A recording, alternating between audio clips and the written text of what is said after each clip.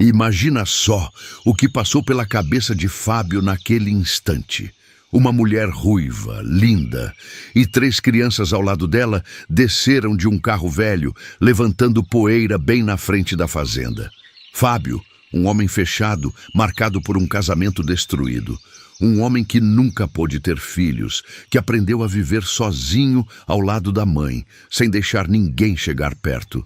E de repente, 3 crianças barulhentas, curiosas, cheias de vida, invadiram o silêncio que ele levou anos para construir.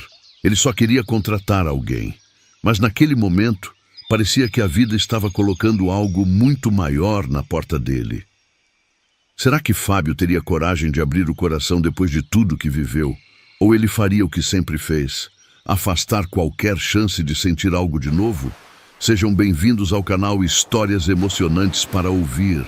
Aqui, cada história é um refúgio. Enquanto o mundo insiste em ser difícil, a gente escolhe contar histórias que fazem bem.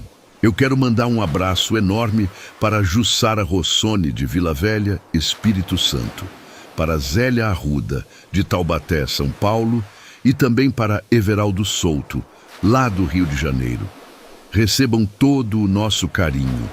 É uma alegria enorme ter vocês aqui com a gente.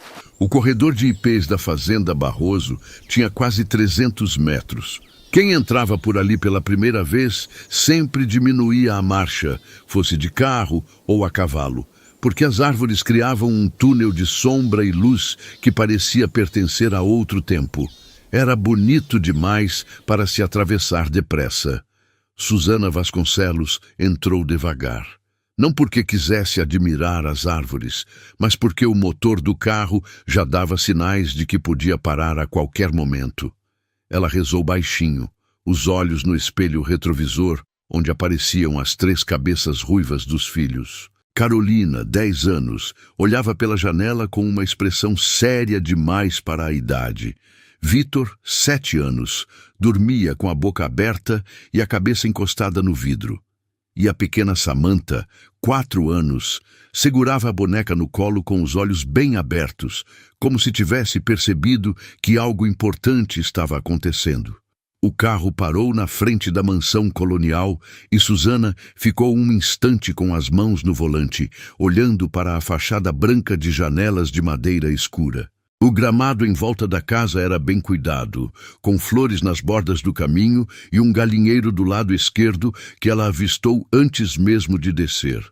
Havia algo naquele lugar que não era só bonito, era ordenado, era cuidado, era o tipo de lugar que alguém mantém porque se importa com o que tem.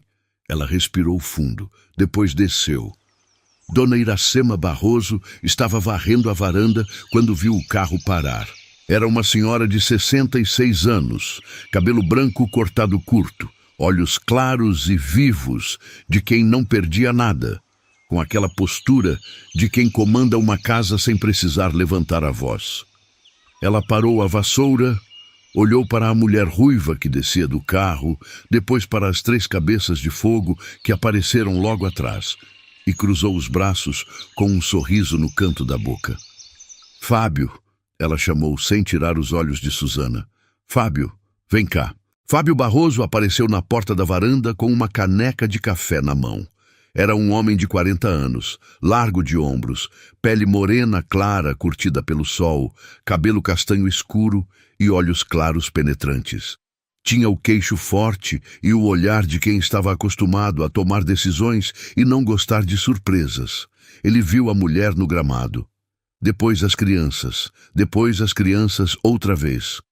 O que é isso? Ele disse, mais para si mesmo do que para alguém. Susana se adiantou antes que qualquer um falasse. Ela sempre foi assim, na frente ela mesma, sem esperar que o mundo abrisse caminho. Boa tarde. Me chamo Susana Vasconcelos. Fiquei sabendo que a senhora está precisando de cozinheira. Vim me candidatar. Fábio olhou para a caneca de café. Depois para ela.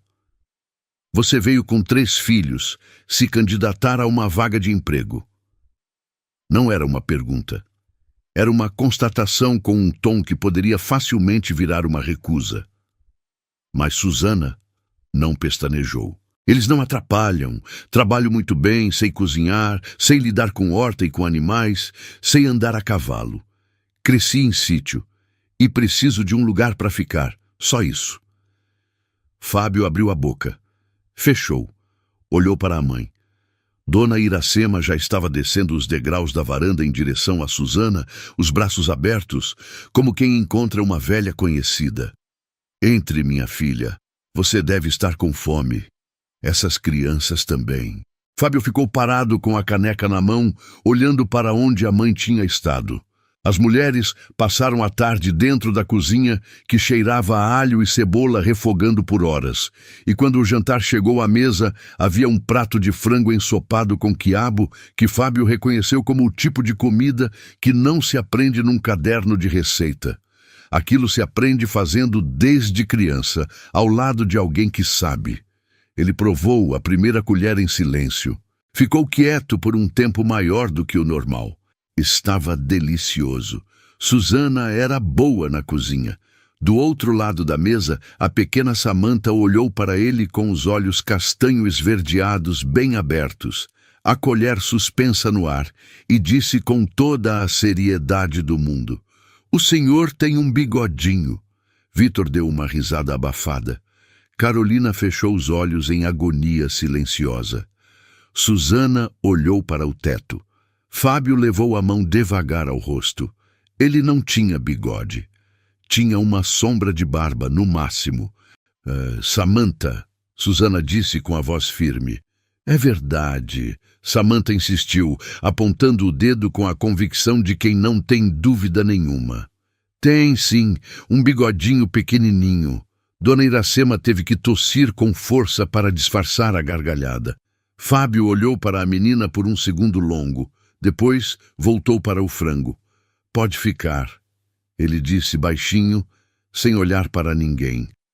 Uma semana de experiência. Susana soltou o ar devagar, sem barulho, como quem tinha aprendido a respiração desde a estrada.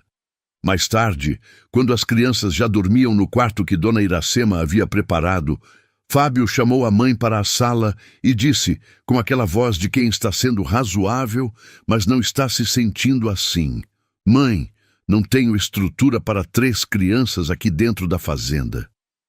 Você tem mais estrutura do que a maioria das pessoas nesse estado, ela respondeu, sem tirar os olhos da crochê nas mãos. Tem quarto vago, tem comida, tem espaço, o que falta é coragem. Ele foi dormir sem responder.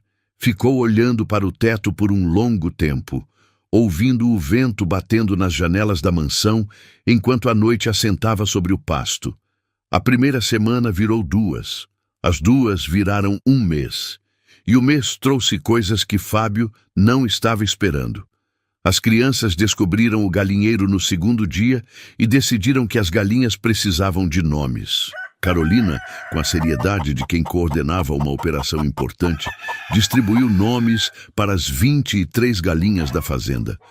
Nomes de personalidade, disse ela, porque cada galinha tinha a sua.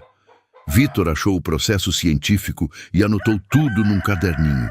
No 3º dia, Vitor entrou correndo no escritório de Fábio para informar com urgência total que uma das galinhas havia desaparecido. Desapareceu como? Fábio perguntou, tirando os óculos. Sumiu, Vitor respondeu. A Glória. A de mancha amarela no pescoço. E você acha que aconteceu o quê? Vitor pensou por 2 segundos.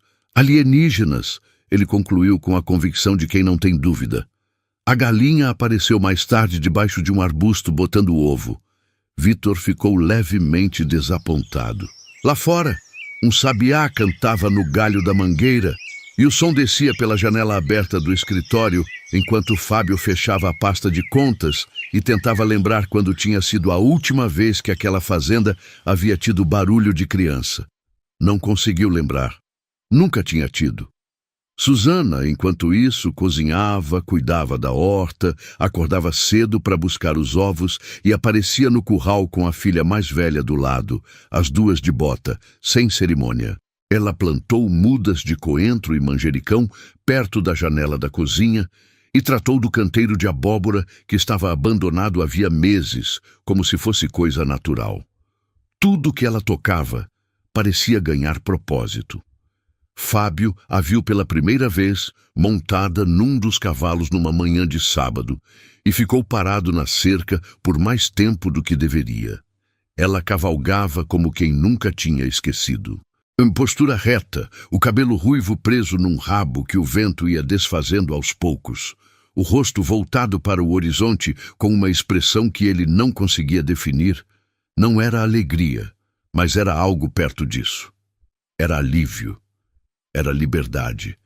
Era uma mulher que estava, pela primeira vez em muito tempo, respirando sem medo. Dona Iracema apareceu do lado dele com uma xícara de café e não disse nada. Só olhou para onde ele estava olhando e sorriu. As crianças foram se adaptando à fazenda como se sempre tivessem pertencido àquele lugar. Chegavam da escola e iam direto para os animais. Carolina para os cavalos, Vitor para os porcos, que ele achava os animais mais honestos da propriedade, e Samantha para os coelhos, que ela chamava de meus bebês peludos, com uma ternura que desarmava qualquer adulto na volta. Numa tarde de quarta-feira, Fábio saiu do escritório para buscar água e encontrou Vitor tentando ensinar um dos cães da fazenda a dar tchau. O cachorro não estava cooperando. "Você não pode ensinar cachorro a dar tchau", Fábio disse, sem conseguir evitar. Vitor virou para ele com a paciência de quem está explicando algo óbvio. "O senhor nunca tentou." Fábio ficou parado por um segundo.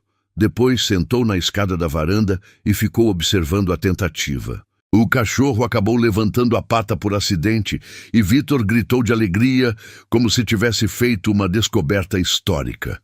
Foi nessa tarde que algo mudou, sem aviso e sem barulho. Fábio percebeu que estava sorrindo. Um sorriso pequeno, quase sem querer, mas estava lá no canto da boca, resistindo a qualquer tentativa de desaparecer. Quando Susana saiu pela porta dos fundos com uma tigela de feijão para coar e o viu sentado ali com Vitor ao lado, ela pausou por um instante. Ele levantou o olhar. Os dois ficaram se olhando por um momento que durou mais do que o necessário, longo o suficiente para que qualquer pessoa que passasse pudesse perceber, mas curto o suficiente para que nenhum dos dois precisasse admitir nada. Então, ela baixou a cabeça e voltou para dentro, e ele olhou para o cachorro, e Vitor disse, com o tom descompromissado de 7 anos, "A minha mãe acha que o senhor é bonito." Fábio olhou para o menino. "Vitor!" A voz de Carolina veio de algum lugar dentro da casa, com aquele tom de gerente de crise. "Você não devia ter dito isso." O vento passava devagar pela varanda, trazendo cheiro de terra molhada e de fumaça de fogão a lenha. E Fábio ficou quieto por um tempo que ninguém contou direito. Dona Iracema disse para o filho numa noite, enquanto tomavam chá na sala depois do jantar, "Você já foi casado e não era feliz. Essa mulher está aqui há 2 meses e a fazenda está mais viva do que estava nos últimos 10 anos. "Mãe", ele disse, com o tom de quem está encerrando um assunto, "deixa eu terminar. Você nunca pôde ter filhos.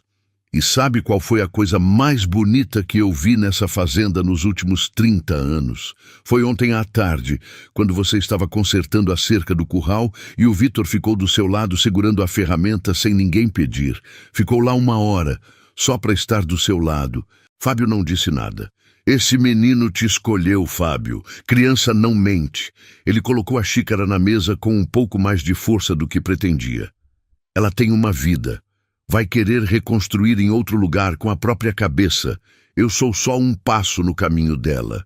Ou, Dona Iracema disse com a paciência de quem já viveu o suficiente para reconhecer medo disfarçado de raciocínio, "Você é o destino e está inventando argumento para não acreditar." Ele foi dormir sem responder. Ficou olhando para o teto da mansão enquanto a madrugada avançava. No dia seguinte, Samantha apareceu no café da manhã com uma coroa de flores silvestres que havia feito sozinha. Entrou na cozinha e colocou na cabeça de Fábio sem perguntar licença. Agora o senhor é rei, ela anunciou muito satisfeita. Fábio ficou sentado com a coroa de flores na cabeça, olhando para Susana do outro lado da mesa. Susana estava com os lábios fechados, tentando com todas as forças do mundo não rir. Não estava conseguindo. Ele sustentou o olhar dela por um segundo.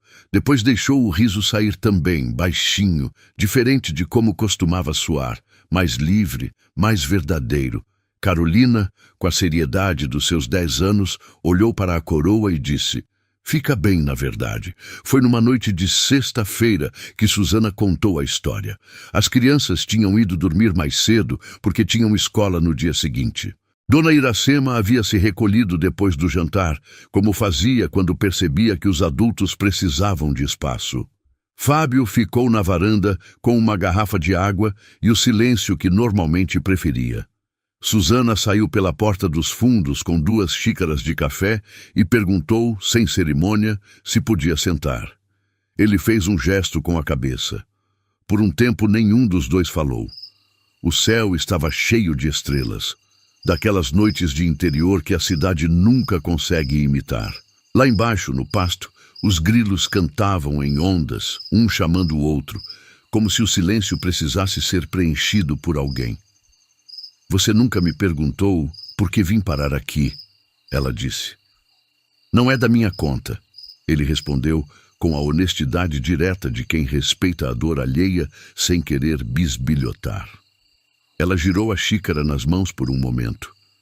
O Edivânio, ela começou, e o nome saiu com um peso que Fábio sentiu antes de qualquer explicação chegar.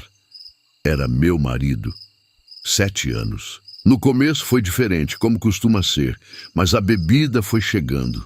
Uma garrafa por semana, depois uma por dia, até eu perder a conta. Ele não batia forte no começo. Eram os gritos, as palavras jogadas de propósito para machucar. Depois veio o empurrão. Depois foi a mão. Fábio ficou completamente imóvel. A Carolina viu uma vez. Susana continuou, a voz baixa e firme, sem tremor, como quem já chorou aquilo tantas vezes que as lágrimas tinham secado. Eu olhei para ela olhando para mim e pensei, se eu ficar mais um dia, eu estou ensinando que isso é o jeito que as coisas são, que é assim que homem trata mulher, e eu não ia deixar minha filha aprender isso. Ela fez uma pausa pequena e o silêncio que veio foi diferente dos outros. Era cheio, era carregado de uma vida inteira que ela estava colocando em palavras pela primeira vez para alguém de fora. Peguei as 3 crianças, a mala e o carro. Dirigi 2 horas sem saber para onde. Fiquei sabendo da vaga aqui por uma mulher num posto de gasolina na beira da estrada. Vim sem saber se o senhor ia abrir a porta ou me mandar de volta. Fábio olhou para ela por um longo momento. O perfil dela estava iluminado pela luz baixa da varanda. O cabelo ruivo solto descendo pelos ombros, os olhos verdes voltados para o horizonte escuro do pasto. Havia uma força naquela mulher que ele não conseguia nomear direito. Não era dureza, porque dureza fecha. Era outra coisa. Era alguém que tinha sido quebrada em pedaços e tinha se remontado sozinha, peça por peça, por amor aos filhos. Ele colocou a xícara na mesa devagar. Depois se virou para ela, com intenção, com cuidado, como quem atravessa um espaço que sabe que vai mudar depois que cruzar. Tocou de leve no rosto dela, virando-a para ele. Ela o olhou, não desviou. E ele a beijou, devagar, como quem tem medo de acordar de um sonho. Um beijo que não tinha pressa nem dúvida. Só aquele silêncio de noite, de interior e 2 corações que tinham demorado demais para chegar um no outro. Ela fechou os olhos. Ele também. Quando se afastaram, ela olhou para ele com os olhos verdes brilhando de um jeito diferente do choro. Eu não vim para complicar a sua vida, ela disse baixinho. Você complicou, ele respondeu com o canto da boca levantando num sorriso que raramente aparecia naquele rosto. E foi a melhor coisa que aconteceu aqui em muito tempo. Nenhum dos dois dormiu muito naquela noite. Mas na manhã seguinte, quando o sol entrou pelas janelas da mansão e o cheiro de café passou pelos corredores, havia algo diferente no ar. Uma leveza que a fazenda não conhecia havia anos. Samantha foi a primeira a perceber, da maneira como crianças de 4 anos percebem, sem teoria, sem explicação, só com o instinto direto de quem ainda não aprendeu a fingir que não vê. "O moço está diferente hoje", ela anunciou para a irmã enquanto tomava o mingau. "Samantha", Carolina disse, sem levantar os olhos do pão. "Tá sorrindo mais", Samantha continuou, indiferente à advertência. "O bigodinho dele até ficou bonito hoje." Vitor olhou para a mãe. A mãe olhou para o café na xícara. Fábio entrou na cozinha naquele exato momento e parou quando viu as 4 cabeças ruivas voltadas para ele ao mesmo tempo. Ele olhou para Susana. Ela estava com as bochechas levemente coradas de um jeito que não tinha nada a ver com o calor do fogão. "Bom dia", ele disse para a mesa em geral. "Bom dia, moço do bigodinho", Samantha respondeu, radiante.